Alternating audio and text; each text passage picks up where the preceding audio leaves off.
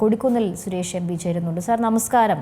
ഈ അനാസ്ഥ മൂലം ഒരു ജീവൻ നഷ്ടമായിരിക്കുകയാണ്. അതും ചെറിയൊരു കുഞ്ഞാണ്. അത് വലിയ വേദനയാണ് കേരളത്തിന് ഉണ്ടായിരിക്കുന്നത്.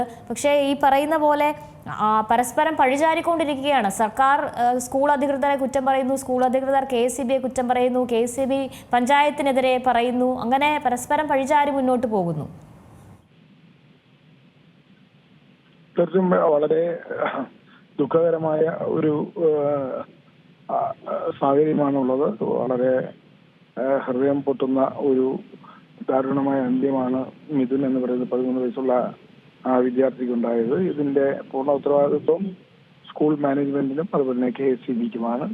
ഇവരുടെ രണ്ടു കൂട്ടരുടെയും ഭാഗത്തുണ്ടായ ഗുരുതരമായ വീഴ്ചയാണ് കേവലം 13 വയസ്സ് മാത്രം പ്രായമുള്ള ഒരു കുടുംബത്തിന്റെ ആകെ പ്രതീക്ഷയായ ഈ മിഥുന്റെ ഈ ദാരുണമായ അന്ത്യം. ഇത് തീർച്ചയായും വളരെ ഇങ്ങനൊരു ദാരുണമായ അന്ത്യം ഉണ്ടാകാൻ പാടില്ലായിരുന്നു. അങ്ങനെ ഉണ്ടാകേണ്ട സാഹചര്യം ഒഴിവാക്കേണ്ടതുമായിരുന്നു. പക്ഷേ വൈദ്യുതി ബോർഡും സ്കൂൾ മാനേജ്മെന്റും പരസ്പരം കുറ്റം ചാരി പരസ്പരം അവരങ്ങോട്ടും ഇങ്ങോട്ടും അവരുടെ ഉത്തരവാദിത്വം നിറവേറ്റാതെ മുന്നോട്ട് പോയതിന്റെ ഒരു ദുരന്തമാണ് ഇപ്പോൾ ഉണ്ടായിരിക്കുന്നത്. ഇതിനെ സംബന്ധിച്ച് സമഗ്രമായ അന്വേഷണം വേണം.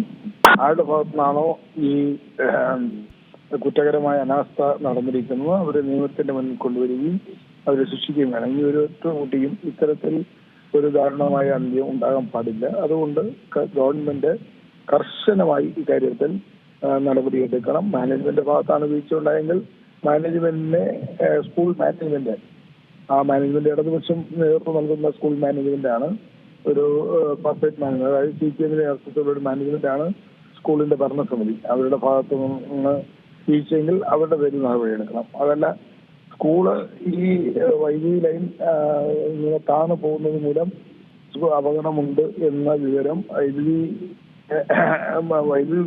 ഭവനെ അല്ലെങ്കിൽ വൈദ്യുതി ഓഫീസിൽ അറിയിച്ചിട്ടും KSEB ഓഫീസിൽ അറിയിച്ചും അവർ നടപടി സ്വീകരിക്കാതെ മുന്നോട്ട് പോയിട്ടുണ്ട് എങ്കിൽ അല്ലതല്ല ഇത് രണ്ടുപേരും ഇതിനകത്ത് ഒരു ഭരണപരമായ ഒരു സിസ്റ്റത്തിന്റെ തകരാറാണ് എന്നാണ് തോന്നുന്നതെങ്കിൽ തീർച്ചയായും രണ്ടു കൂട്ടരെല്ലാം നടപടി എടുക്കണം എന്നതാണ്. അതോടൊപ്പം ഈ കുട്ടിയുടെ കുടുംബത്തിന് കോമ്പൻസേഷൻ മതിയായ സാമ്പത്തിക സഹായം നൽകണം. അത് കുടുംബത്തിന്റെ ചുറ്റുപാടും പശ്ചാത്തലമൊക്കെ വളരെ പാവപ്പെട്ട കുടുംബത്തിൽപ്പെട്ട ഒരു കുട്ടിയാണ്. അതുകൊണ്ട് അവർക്ക് മതിയായ നഷ്ടപരിഹാരം നൽകണം. സാർ വളരെ നന്ദി ഈ ഘട്ടത്തിൽ പ്രതികരിച്ചതിന്. എന്തായാലും വളരെ ദാരുണമായ സംഭവം.